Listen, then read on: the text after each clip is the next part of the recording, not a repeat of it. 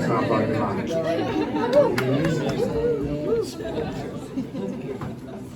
Oh, where we at? Oh, son of a bitch. Hey, I'm fucking thrilled to fucking have you back, motherfucker. I'm guessing that he's here because he's got a probation fucking hearing. He hasn't really talked to me about it much, but he's a former regular here at the goddamn bar, ladies and gentlemen. Back in from goddamn California, where you're about to see one of my favorite things. Everybody make the goddamn noise for Fred, ladies and gentlemen. Welcome back home, you good motherfucker.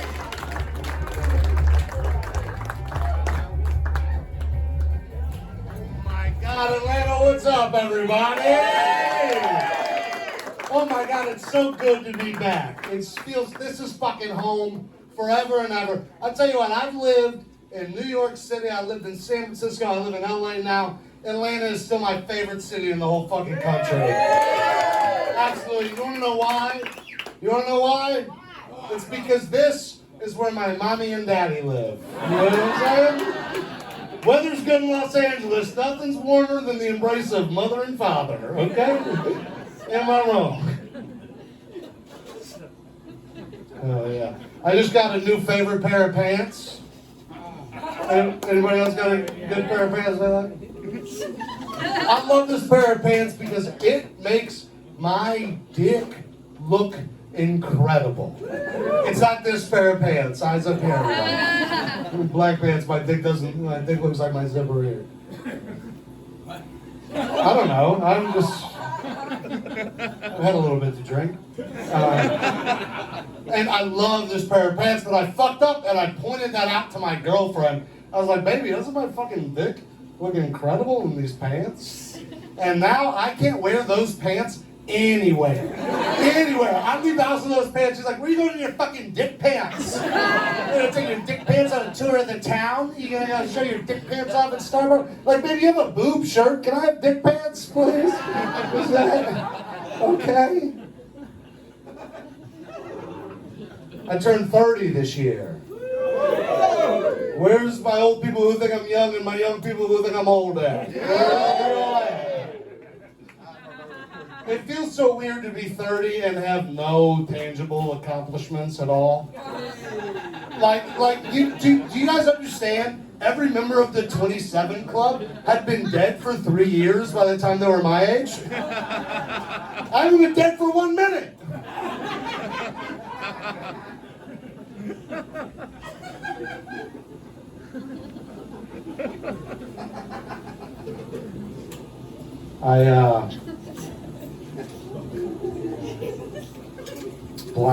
Blank. I did do something big this year. Save it. Fucking save it. I broke up with my girlfriend of 5 years. Yeah. Fucking save it. It was not a happy breakup. It was hard.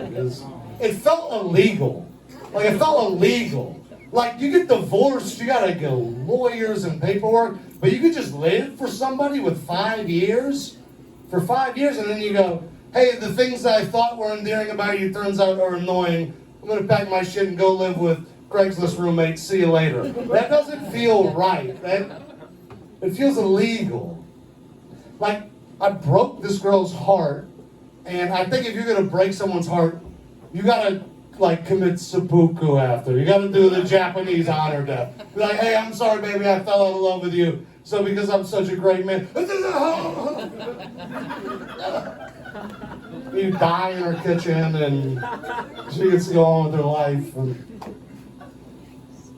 You should at least go to jail. If I break my girlfriend's nose, I'm for sure going to jail. I broke her heart, an arguably much more vital organ, and I just get to re-download Tinder?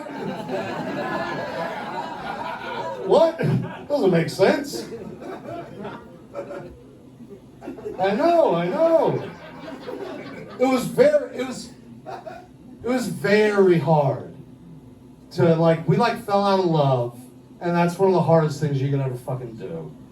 And we really truly loved each other, and then the relationship came to like this, I gotta shit or get off the pot moment, and I got off the pot, but then I was walking around like, I think I still gotta shit. Like I'm prairie dog in love over here. It's fucking hard. Prairie dog in love.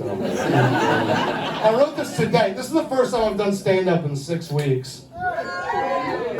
I've been processing all of this, and I sat at Corner Tavern, and I went, hey, do you still have dollar drafts? And they're like, fucking no.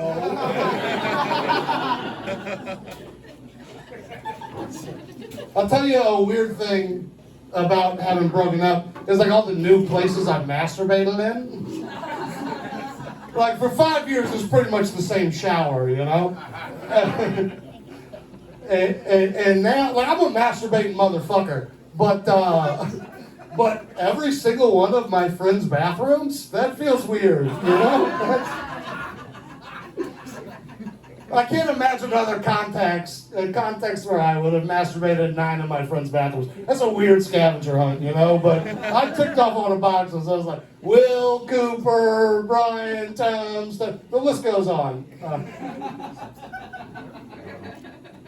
I'm not exactly excited about being single either. Like I haven't tried hard for sex in 5 years. The hardest I've tried for sex in 5 years was going, hey, I got a boner. And I don't know that line will work in bars. You know? I can't imagine that's going to do too well.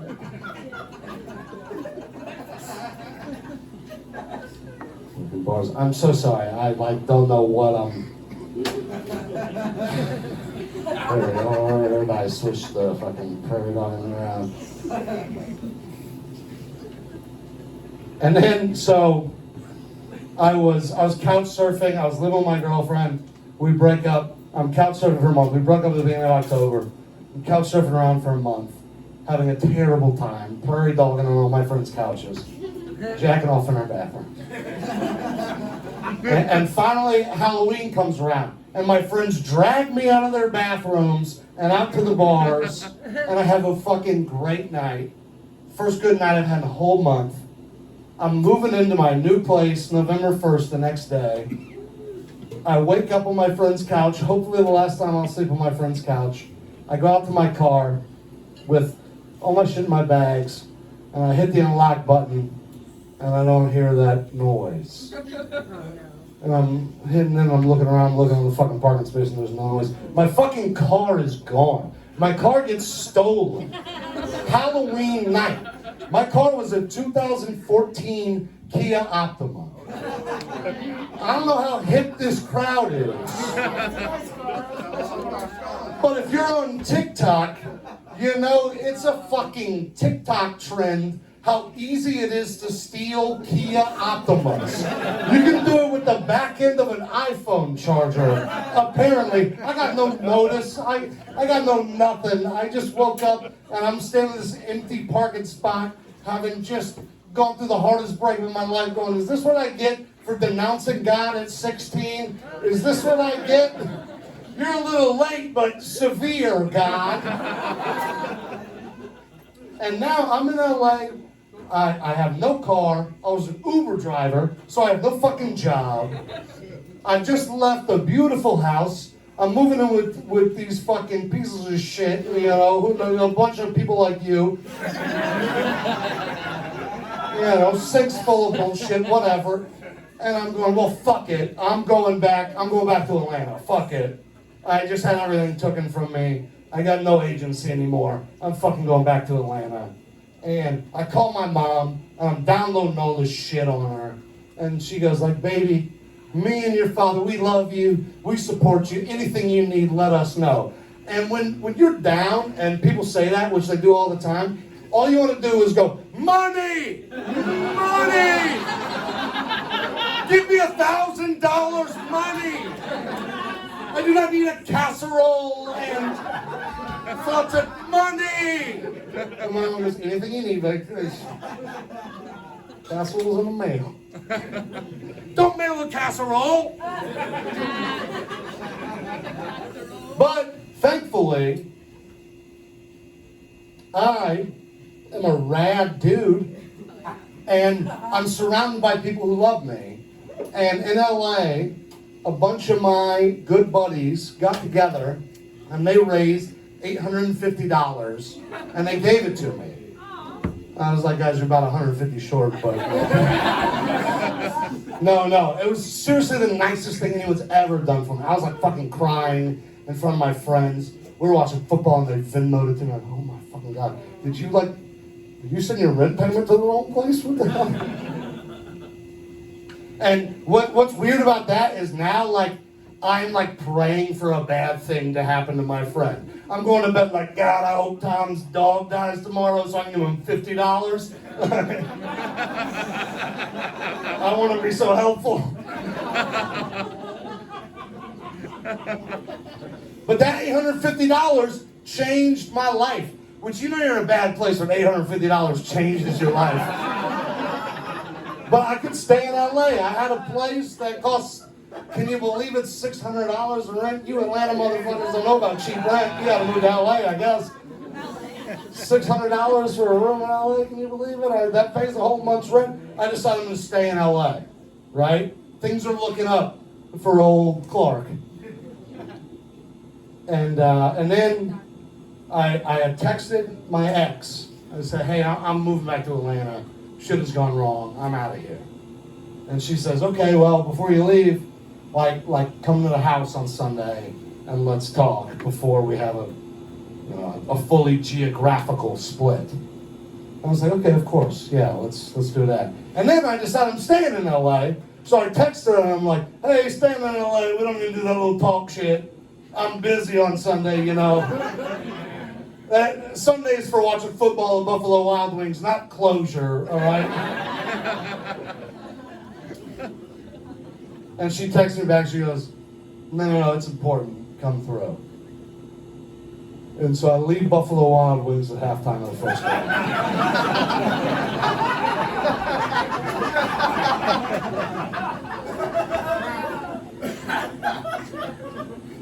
This bitch made me leave Buffalo Wild Wings. I show up at the house, and she's there, and I walk in, and she's nervous, and I sit down, and she's shaking, and I say, hey, what's up? And she just blurts out, I'm pregnant.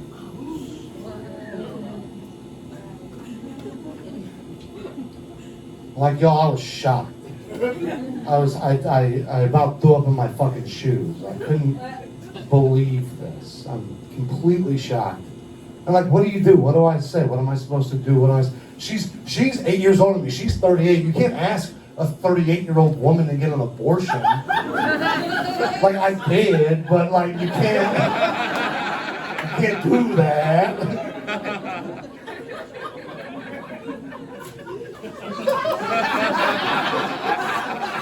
I'm trying to tell that was a great reaction. The fact that it didn't fall is really, I'm going to be a good father.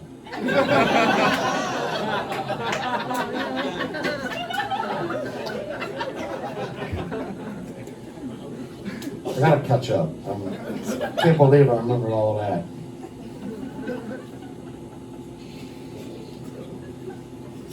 And, you know, when she said that, like immediately, my wants changed. Like that morning, all I wanted to do was be a single guy in Los Angeles, suck and fuck, drink, you know, suck and fuck some more. I wanted to maybe rediscover my coke habit, you know? That started right here in this room. And then, as soon as she said that, my wants just shifted immediately. All I wanted from literally 1 second to the next changed everything. All I wanted to do was be the best father I could be and be there for her as much as possible and maybe redevelop my coke habit. You know, there's going to be a lot of late nights. I started falling in love with my ex again, the woman I had fallen out of love with 6 weeks ago. I started looking at her and I was like, oh my God, you're giving off like big mother of my child vibes. Like, oh my God.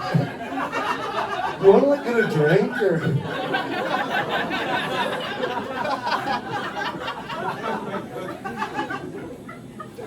And you know, this is the hardest thing obviously I've ever fucking been through. And people keep telling me all the time, they go like, well, no one's ever ready for a child. No one's ever ready for a child. This is what I keep hearing. But it's like, fucking some people are. Like people who $850 doesn't change their life all, maybe.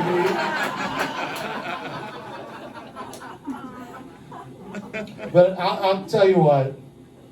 I'm like, I've accepted this thing that has happened to me. And I wasn't exactly supposed to be funny, but I see how maybe. I've accepted it, and I'm like borderline excited, and I can't tell you how much borderline excited. I'm not full excited. I'm not full excited. Borderline excited, which is better than full terrified, which I was. So I'm borderline excited, and it couldn't, if I was gonna knock somebody up, it couldn't have been a better person than my ex-girlfriend. She is incredible. She's just a great woman. She's loving and caring and like naturally maternal. She is gonna be a great mother. She is all these awesome things, and she is also a little clumsy. So, you know, fingers crossed. Y'all ever wipe so hard you restart the shit? Is that ever happened?